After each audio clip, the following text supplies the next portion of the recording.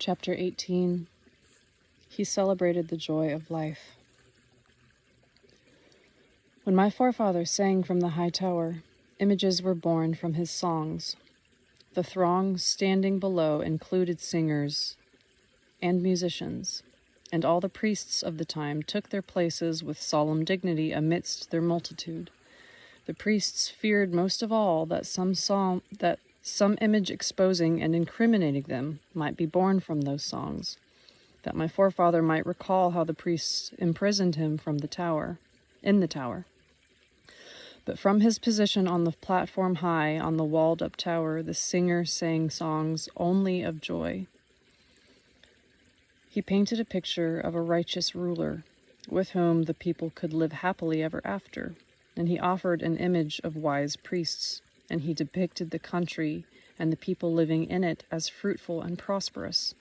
No one was exposed or incriminated, but in his songs the joy of life was celebrated. The priests, who for the past 19 years had been studying the science of imagery, probably realized more than the rest what the singer was doing. They kept watching people's faces and saw how their eyes lit up with inspiration. They watched how the poet's lips moved and the musicians quietly fingered the strings of their instruments in time with the singer. My forefather had been singing from the high tower for 2 whole days. The priests calculated in their minds for how many thousand years this one person, standing there in front of everyone, was creating the future. At dawn on the 3rd day, the words of the final song rang out, which my forefather sang with his son. And when he made his final exit, the throng of people listening to them broke up and began heading for their homes. The high priest remained at his place for a long time.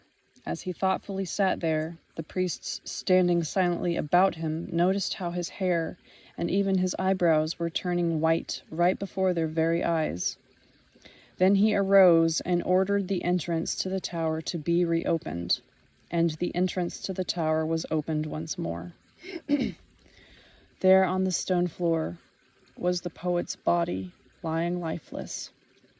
Only 2 meters or so separated his weakened hand from a piece of bread. Between his hand and that piece of bread, a wee little mouse ran back and forth, squeaking. The wee little mouse kept begging and waiting for the poet to take his bread and share it with the creature. But the mouse itself would not touch the bread. It was waiting and hoping for the singer to revive. Upon catching sight of the people coming in, the wee little mouse jumped back toward the wall, but then ran over to the feet of the people silently standing around. The wee little mouse's 2 little beady eyes tried to look at these people in the eye. The priests standing on the gray stone slabs of the floor took no notice of it. Then it hastily ran over to the piece of bread once more. The wee little gray mouse squeaked desperately, and even dragged the piece of bread over to the lifeless body of the singer, poet, and philosopher, trying to push it into his hand.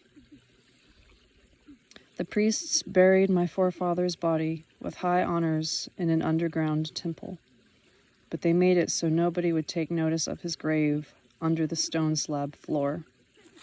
And bending his gray head over my forefather's grave, the high priest said, "None of us will ever say of himself that he understood how he could create great images as you did.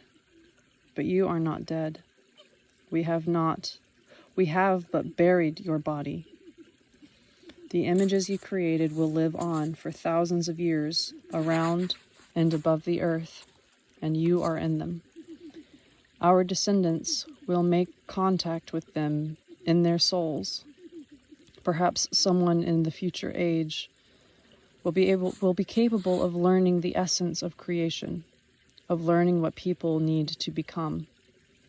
And we must create a great and splendid doctrine and keep it for thousands of years out of sight until one or the other of us or our descendants discover to what man should consecrate his great and splendid might."